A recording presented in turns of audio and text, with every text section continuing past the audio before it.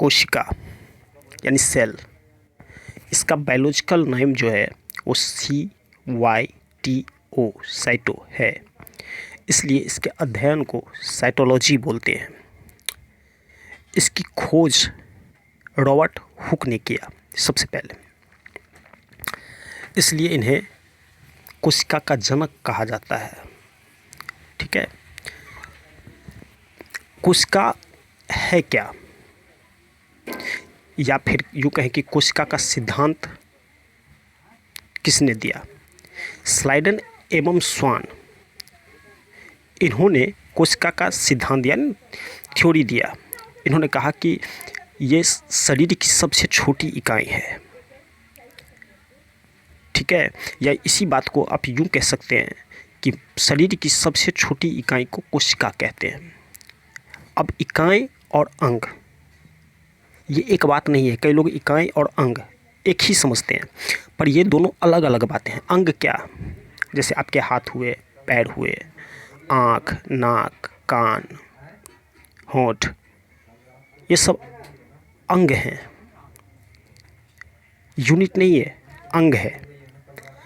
अब कई सारी कोशिकाएं मिलके एक ऊतक का निर्माण करती है, यानी टिश्यू का निर्माण करती है।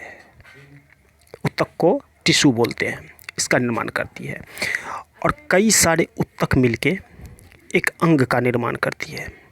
ठीक है, तो आप समझ गए होंगे कि इकाई और अंग अलग अलग बातें हैं। ठीक है, इसका सिद्धांत किसने दिया? स्लाइडन और स्वान ने। ठीक है, सबसे पहले जीवित कोशिका की खोज जो है एंटोनी वान ल्यूवेनहॉक ने किया। मतलब खोज तो रॉबर्ट हुक ने किया था, पर जीवित कोशिका की खोज जो है एंटोनी वान ल्यूवेनहॉक ने किया। मानव शरीर की सबसे छोटी कोशिका जो है वो स्पर्म की कोशिका है। ठीक है, स्पर्म की कोशिका है, टेस्टिस में स्पर्म बनता है और वो स्पर्म जो है उसकी कोशिका सबसे छोटी कोशिका है। और सबसे बड़ी कोशिका जो है ना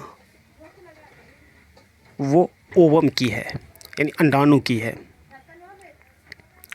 ये अंडाणु जो है ना महिलाओं के ओवरी में जो ओवम बनता है उसकी कोशिका सबसे बड़ी कोशिका है।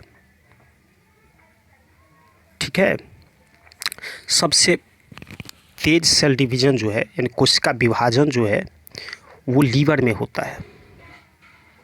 और जहाँ सबसे तेज डिवीज़न होगा, सबसे तेज विभाजन होगा, वहाँ निर्माण भी सबसे तेज ही होगा।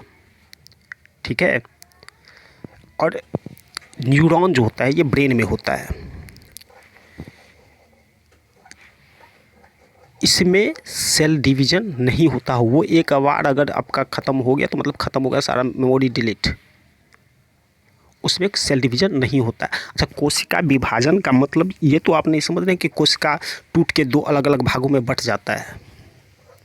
कोशिका विभाजन का मतलब अलग होना नहीं, नए निर्माण से है। इसलिए इस भ्रम में कभी मत रहिएगा कि कोशिका विभाजन का मतलब कोशिका के टूटकर अलग हो जाना है। एक नए निर्माण से है। आप समझ रहे हैं ना?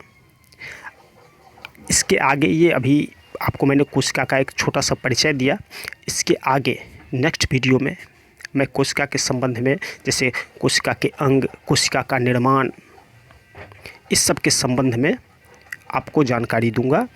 तब तक के लिए थैंक यू फॉर वॉचिंग।